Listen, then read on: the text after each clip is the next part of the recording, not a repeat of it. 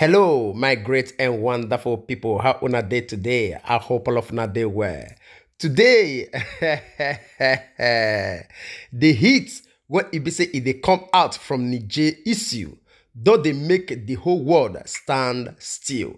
Yes, just as you rightly see that video from the introduction, those one na Algeria soldiers. Now they come outside to showcase their own readiness to make sure they back up Niger soldiers in case this ECOWAS plan come to pass when they try to say they want to invade Niger with military intervention. And after this very one, we equally get the response from the US government and also the United Kingdom government still on this issue of Niger Republic. Their own responses concerning the issue when it say it dey for hand right now. I beg sit down, relax with us because we get a lot to discuss together, even for the comment section. And but one thing when it say we want quickly beg you, help us to like this video, because the more you like this video, the more YouTube they recommend them to people. Now their own policy now it be that very one. All right, thank you so much for your understanding. Now I'll first of all leave you to watch this first video. First we'll come back for more.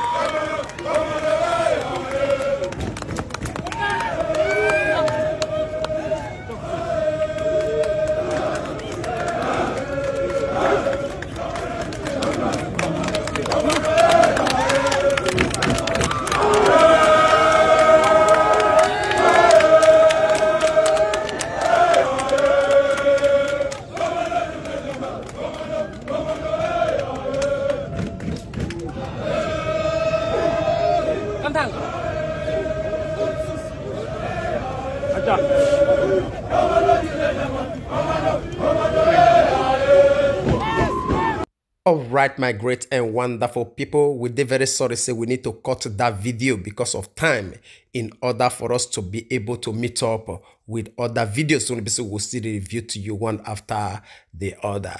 And as we talked earlier, those one are Algerian soldiers when they come outside to showcase their own readiness, preparation to make sure that they assist Niger in case anything happen when ABC ECOWAS and also other world leaders they tried to carry out against Niger. And now we'll leave you to share your own opinion with us for the comment section concerning that very one, even as we take you down to this other video. And this video and the video when it be say US they come outside to see the $100 million when it be say they send across to Niger to help them. Now they don't suspend them because of what they happen presently. I want make una here for the spokesperson when they say it come outside to review this very issue concerning this $100 million. I'll come back for more. Secretary announced on Friday also that we are pausing assistance to the government for the time being. That assistance will affect development aid to the government, security aid to the government. It's a significant amount. I don't have a number because it's a pause, and it's a pause that we would hope would be reversed if the junta leaders would step aside and restore constitutional order tomorrow. That pause would be the pause would go away and security assistance would be reinstated. But as we've made clear, hundreds of millions of dollars are at stake.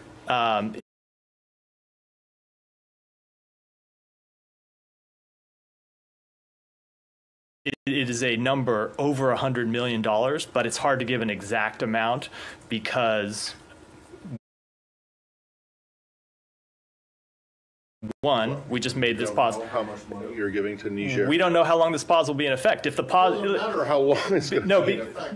But look, so, no, announce something like this, you should have an idea of what it is that you're Here's the reason. stopping. Sometimes there are payments that are made in one big lump sum. Sometimes there are continuing payments that go on once every, I'm not going to say a period, but so the total amount of the program's paused, but certainly over $100 million.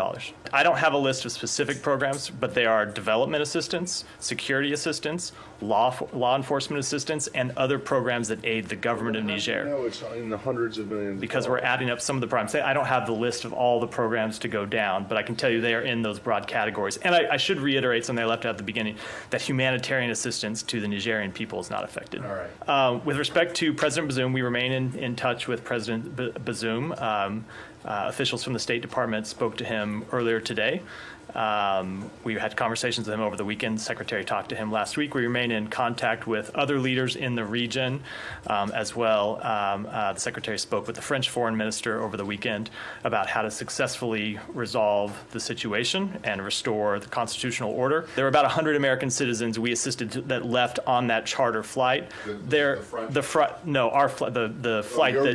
flight that left on Friday. There were additional American citizens, somewhere around 24 or so, and maybe a few others, that we helped secure passage on French, Italian, and Spanish flights that left last week. The window of opportunity is definitely still open. We believe that the junta should step aside and allow President Bazoum to resume his duties tomorrow, anytime in the near future.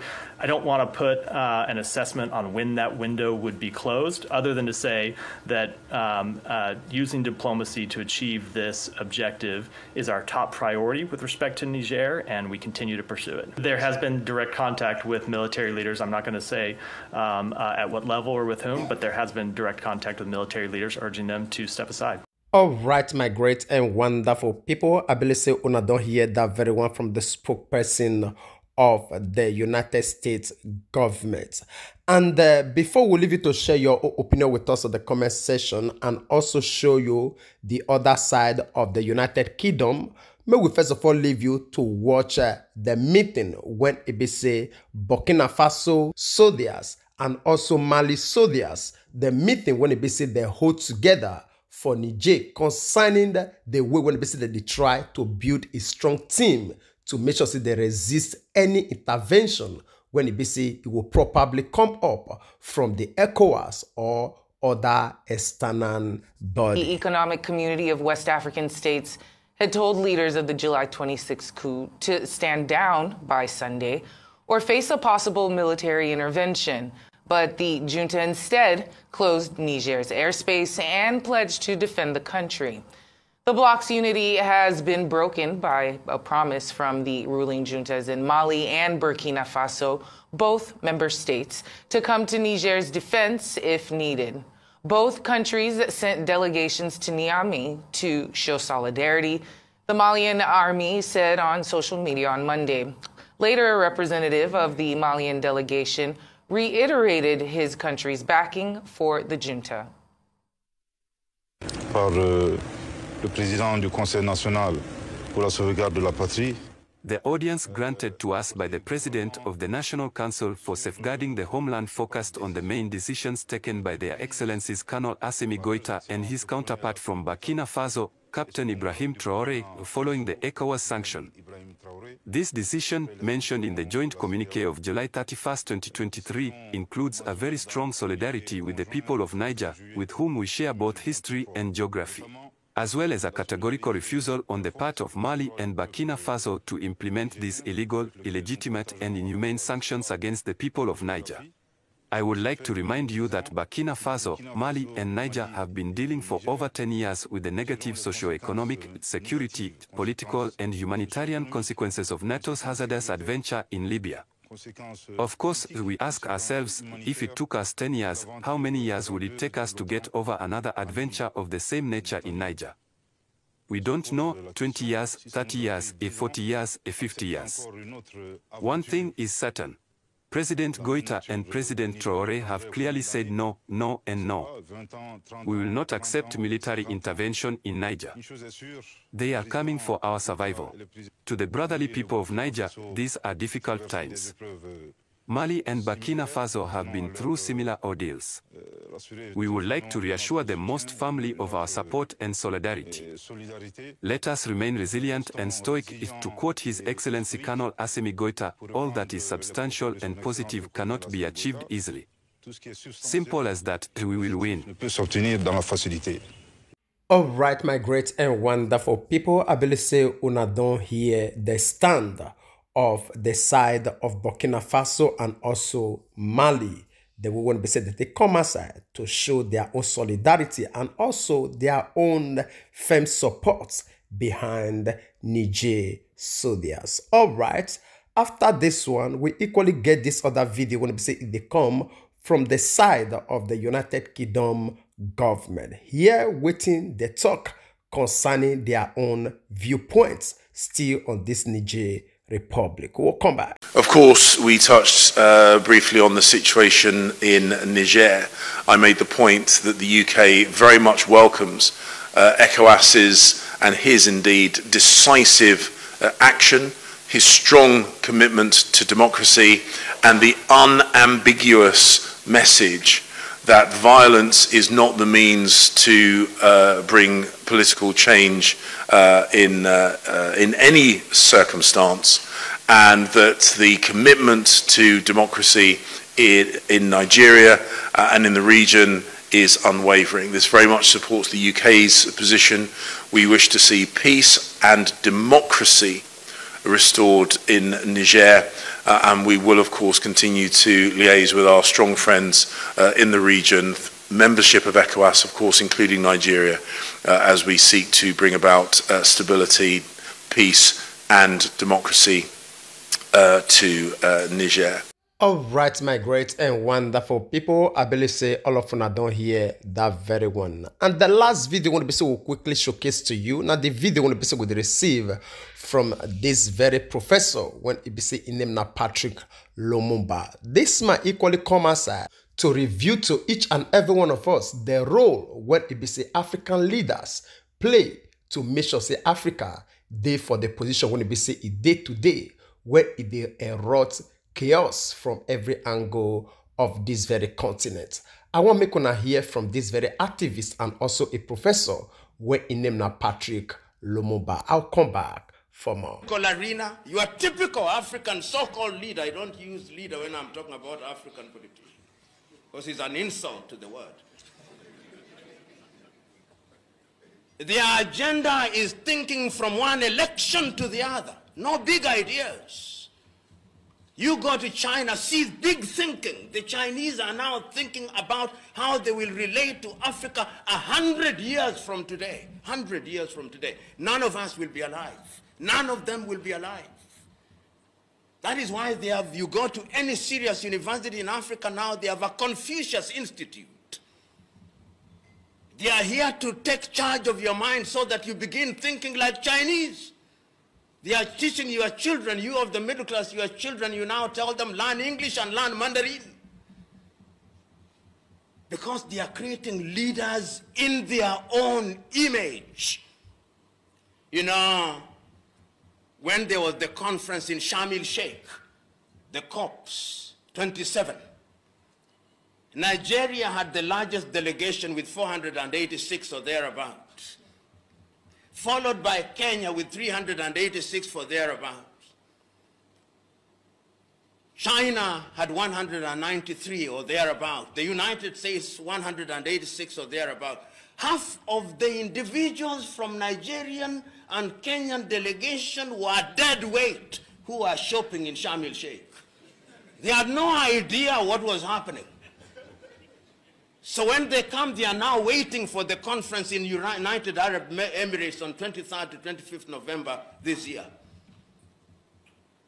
Yet some individual in some ministry in this country authorized that they go. And all of them possibly were traveling business class. Those are not leaders. Those are thieves. And when you have such individuals controlling your affairs, you can't go far. That leadership is about honesty. That is the point that I'm trying to make. That you are not a leader until you are honest. Leadership is about courage. And courage does not mean recklessness. It's about doing the right thing in a manner that is orderly. Are we courageous? Are you prepared to speak your mind without fear of consequence? It's lucky that you don't have the minister in charge here. If he was here, many of you here would be groveling, Mr. CS, Mr. CS. That's what we do in Africa. We see public officials and we go on a worship mode. And we don't tell them the truth. So somebody who is a CS, somebody who is a PS is being worshipped and you claim you are a leader. Leadership is about empathy, about building a team. All right, my great and wonderful people, I believe say you don't hear this very man and also the quality of the kind of leader when it be say we get for this country and the reason behind all the crisis when it be say with the face and also the poverty when it be say it ravage Africa because of the visionless leaders when it be say we get for this very continent.